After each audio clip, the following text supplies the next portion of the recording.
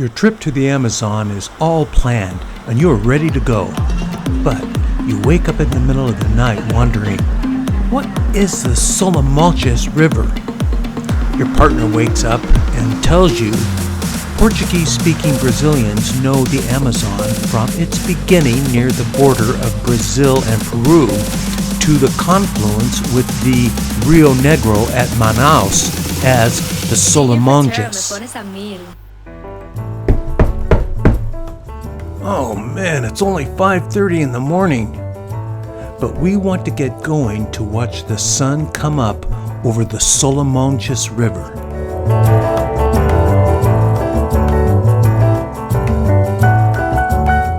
Why, there is an Amazon commuter bus taking people from their homes to their jobs in Manaus.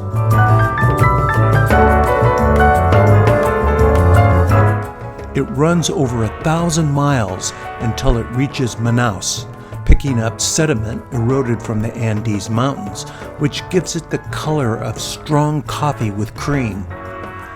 Along with the sediment, the river picks up nutrients which it disperses along the Amazon basin.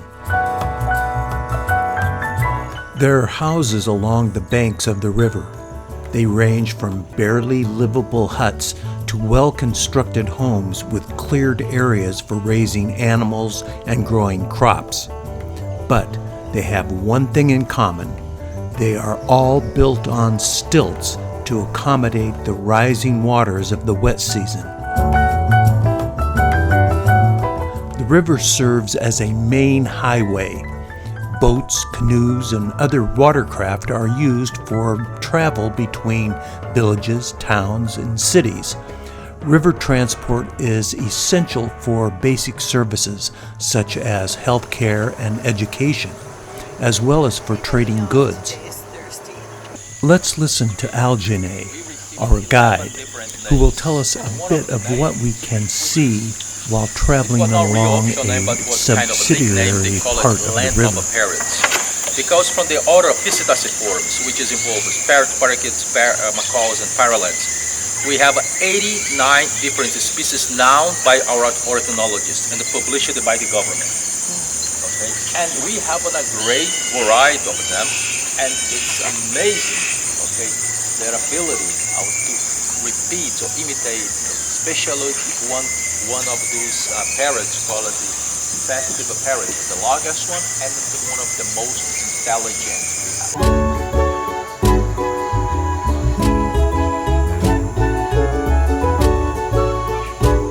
Here is something I saw several times: a corral and a way to load cattle onto a boat.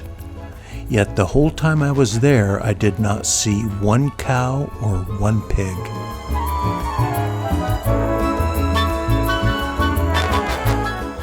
We often took shortcuts from one section of the river to another, but it was at our own expense as the shortcuts were dense with trees.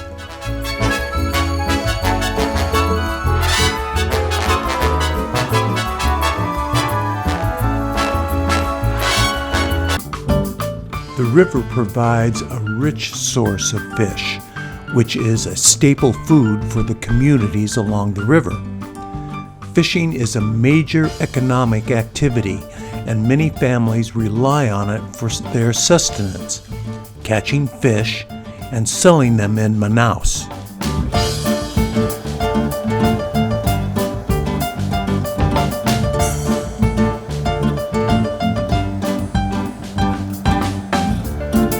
The giant water lily, Victoria amacona, can reach 10 feet in diameter and are buoyant enough to hold a small person. They only bloom at night, with the white color and smell attracting a species of scarab beetle. All the buds in a patch will open at the same time. At dawn, the flowers stop producing the smell and close, trapping the beetles inside. During the evening of the second day, the flowers open, releasing the pollen-covered beetles to pollinate other flowers. The flowers turn a reddish pink before they sink beneath the surface of the water. We're off to visit a family that lives on the river. Try to imagine a group of 22 people you've never seen before coming to your home. They are proud of where and how they live. There are 14 children in this family. They work together to grow sustenance crops, which they also sell to neighbors. It takes a lot of work and expense to sustain a 16-person family. Brazil nuts are plentiful and profitable. They come from one of the largest and oldest trees in the forest. The fruit is a 5-pound ball that drops from the trees, loaded with 24 nuts. The Brazil nuts you get from a can taste different than those freshly peeled. They are a little sweet and juicy like a fruit.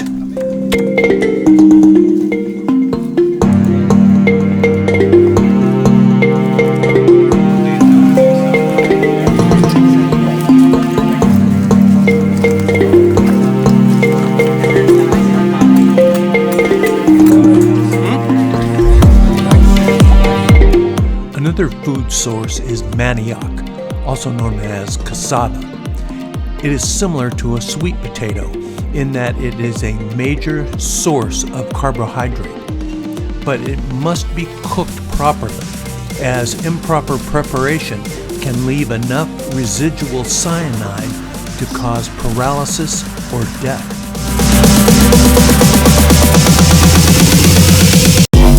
Permission to board. But what I would rather do is share the fish, manioc, and fruits with the family and sleep to the chorus of the nighttime jungle. You know you want to subscribe, so do it.